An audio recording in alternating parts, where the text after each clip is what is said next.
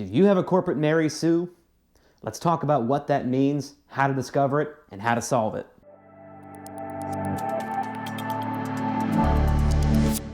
Howdy, hey folks, welcome to the Wednesday Word. Today we're going to talk about what a corporate Mary Sue is, how this appears in your content sometimes, and how you can go about resolving it within your organization. This Mary Sue concept comes from fiction, and I love it when I can blend fiction and business together, so I'm really excited about this topic. I keep using Mary Sue, but what exactly is that?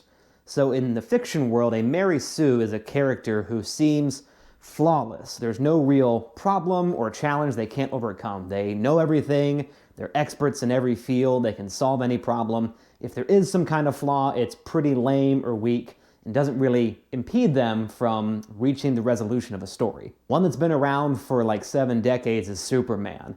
So think of Superman who has all these powers that sometimes suddenly appear as if by magic to solve whatever conundrum is facing the hero. And sure, you have kryptonite, but it doesn't really stop him usually. There's usually a way around it, or the effects only last for a short time, or he comes up with some way to quickly get it out of the story so he can get back to being Superman. Now, there's lots of other examples of Mary Sues, Marty Sues, and Gary Sues, the male-oriented versions, throughout all of fiction. But Superman really highlights, I believe, how a lot of companies view themselves when they're producing content and where the idea of a corporate Mary Sue starts sneaking into their work. You've probably seen these before. It's the thought leadership byline articles or a case study or a customer story where, yeah, there's a bit of a problem here and there and maybe there's a bit of a challenge, but the company comes along with their amazing, perfect solution that will solve every problem. It 10x's everything. That graph always goes up and to the right. There's no problems. The company saves the day every time. Now, that's a lovely mythology, but deep down we all recognize that something is off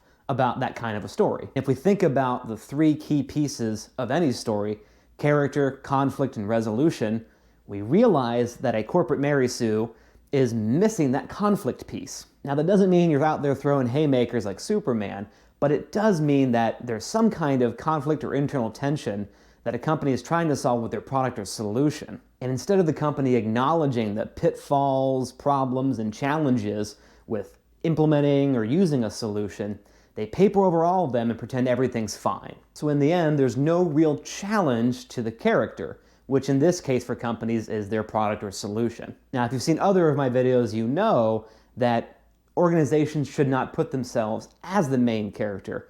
They're at best a supporting character to support the main character, the customer, the user, the beneficiary of their product or solution. So when a company becomes a corporate Mary Sue, they overtake and overshadow the customer who's supposed to be the main character. The end result of all of this is boring content to read or watch, and a failure to build trust at a fundamental level with a reader, a viewer, whoever your audience is comprised of. So if you think you have a corporate Mary Sue hiding in your content, go back and read, watch, listen to whatever you've got available, and listen to how you talk about yourself as the company, as the product or solution. If you're noticing that everything is positive and great and wonderful, and there's no real challenge at hand that the character as the company is facing, then you've got yourself a problem. So okay, you got yourself a corporate Mary Sue, now what do you do? Well, the answer is going to depend on where you are in the organizational ladder. If you're heading up content strategy and have enough latitude to make some changes, go back to a couple of those pieces that you identified that Mary Sue problem and rewrite it to include more about the conflict. Now, the answer isn't to go all the way to the other side of the spectrum and go, oh, look how terrible we are, but bring in more of the actual real human challenges. Maybe there was a struggle with implementing the product the first time around. Or maybe the solution you recommended didn't actually get to the real need of the buyer. Weave that part into the narrative to show the ups and downs with which you traveled. Then review all of your copy to ensure that the customer is really at the center of what you're creating. If you don't have this much latitude to make changes, then there's some more work we have to do on the back end to really make a difference and push for change in your organization.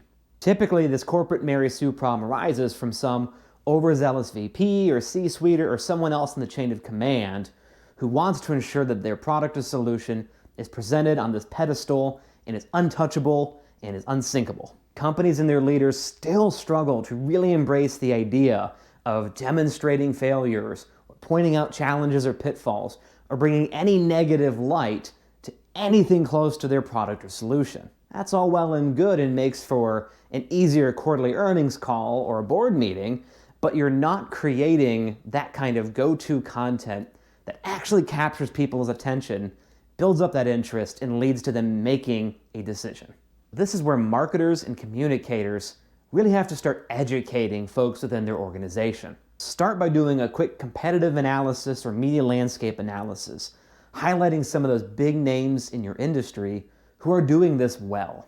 Honestly, you might be hard-pressed to find a few, depending on the industry in which you're operating. In that case, more A/B testing and feedback from customers throughout the sales journey is going to help you solve this problem. Start with maybe a case study or a customer story and tweak it just a little bit to start showing a little bit more of those conflicts or challenges. If you can work with sales on this, see if you can sneak it into early stages of the pipeline. If not, use the marketing tools you have at hand to try a couple of these A/B tests. You're looking for things like increase in views, increased engagement, triggering more questions during the sales process, and other anecdotal feedback from prospects and customers. Gather feedback from other prospects, customers, other folks in the industry, and start building an anecdotal case as to why you should make this shift within your content. Now, depending on the size of your organization and how entrenched your leadership is with this, this could be a multi-month, a year-long, potentially longer. Start small with a few experiments, but be consistent and start moving that needle toward the direction of telling a fuller, more complete, and more believable story. With a few small tweaks, you can avoid becoming a corporate Mary Sue and start telling stories that move your readers, your viewers, your audience. Thanks for watching, folks. Back soon with the next Wednesday Word.